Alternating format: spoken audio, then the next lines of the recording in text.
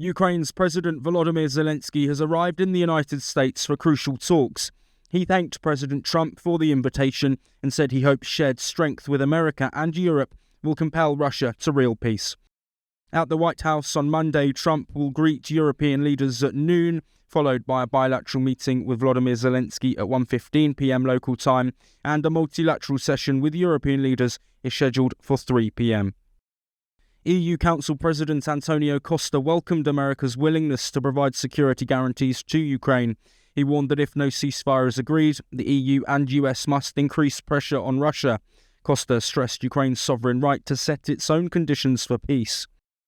Trump's special envoy to Russia, Steve Witkoff, said the US and Europe could offer NATO-like security guarantees to Ukraine outside of the alliance. He called it a major step following Trump's summit with Putin in Alaska. US Secretary of State Marco Rubio warned that if no peace deal is reached, Washington and its allies are ready to impose new sanctions against Russia. Well, first of all, the Russians are already facing very severe consequences. There's not a single sanction that's been lifted. And not one. I mean, they're facing all the same sanctions that have been in place today. All the American support continues for Ukraine. And ultimately, look, if we're not going to be able to reach an agreement here at any point, then there are going to be consequences. Not only the consequences of the war continuing, but the consequences of all those sanctions continuing and potentially new sanctions on top of it as well. But what we're trying to do right now is end the war. And in order to end a war, you've got to give every opportunity that exists. You have to be open to any opportunity that exists to bring it about.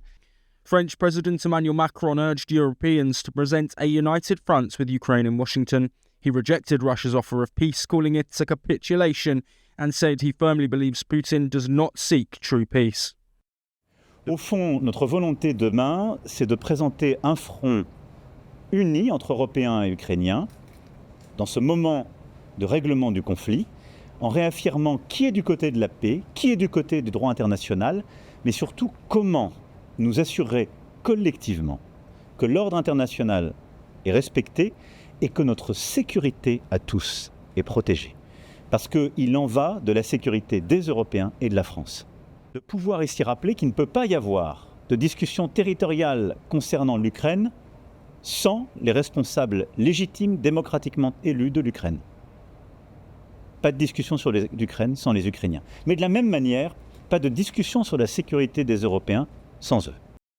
Meanwhile, Poland's foreign minister said pressure must fall on the aggressor and not the victim, and warned a ceasefire is needed before talks.